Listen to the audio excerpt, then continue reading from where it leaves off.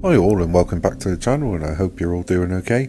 Yeah, what a weekend that was. Really enjoyed the Mexican Grand Prix. Let me have your thoughts on that, because there's been a lot of praise heaped on Daniel Ricciardo, who qualified, well, obviously out qualified Sergio Perez and had a pretty good race, all in all. What Perez was playing at in turn one, I don't know. I understand that he wanted to do his best for his home fans at his home Grand Prix, but that was just madness, complete and utter madness. But anyway, so I want to just chat about that first, and obviously what's going on at Ferrari, because Fred Vasseur is really not impressed.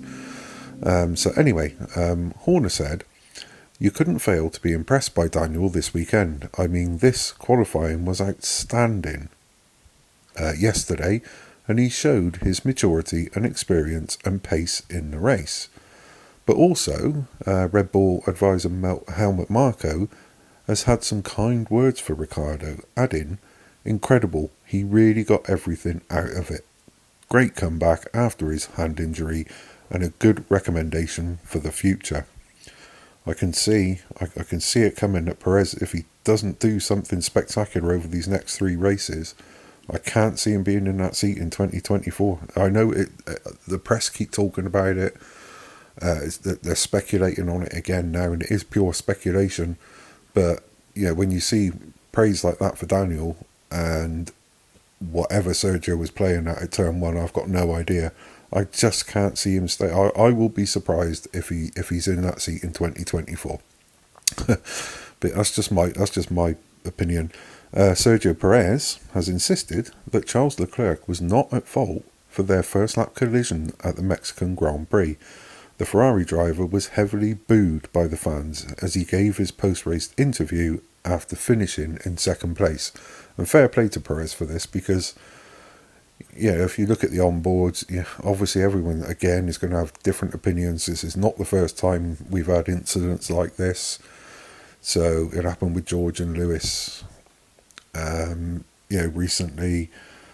So you could clearly see he turned in way too quick. I think he thought he was clear of Leclerc, but clearly he wasn't. So fair play to him for calling that out, and trying to make things just a little bit easier for the Mexican fans to understand that Charles Leclerc wasn't at fault during that.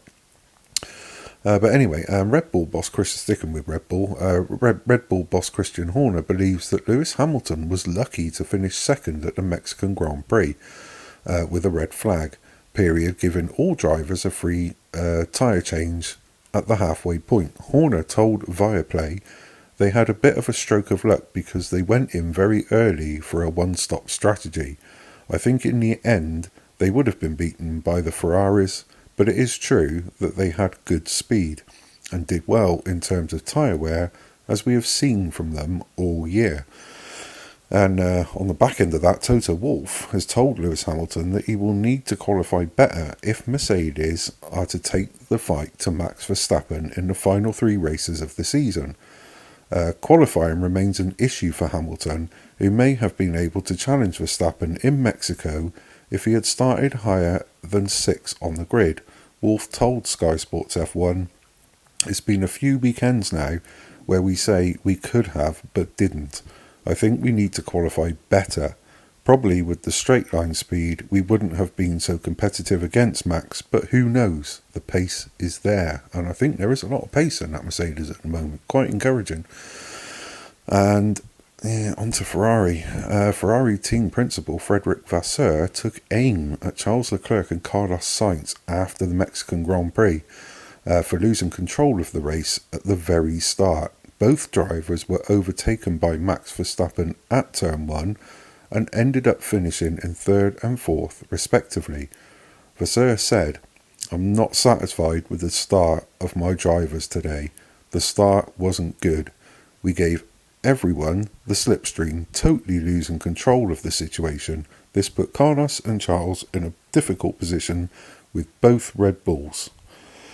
So I should imagine that I'd love to have been a fly on the wall in that team debrief after that race. I'll tell you, that would have been very, very interesting. But to finish off, Lando Norris, what a comeback from him. Absolutely phenomenal. Really, really enjoyed watching that.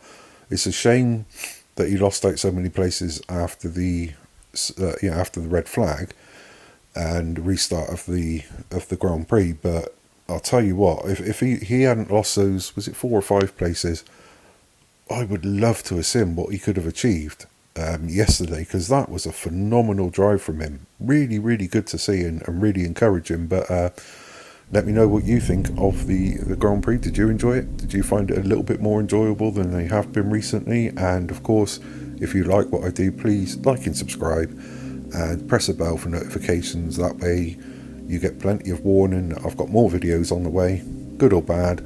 But anyway, take care until the next time. Thank you.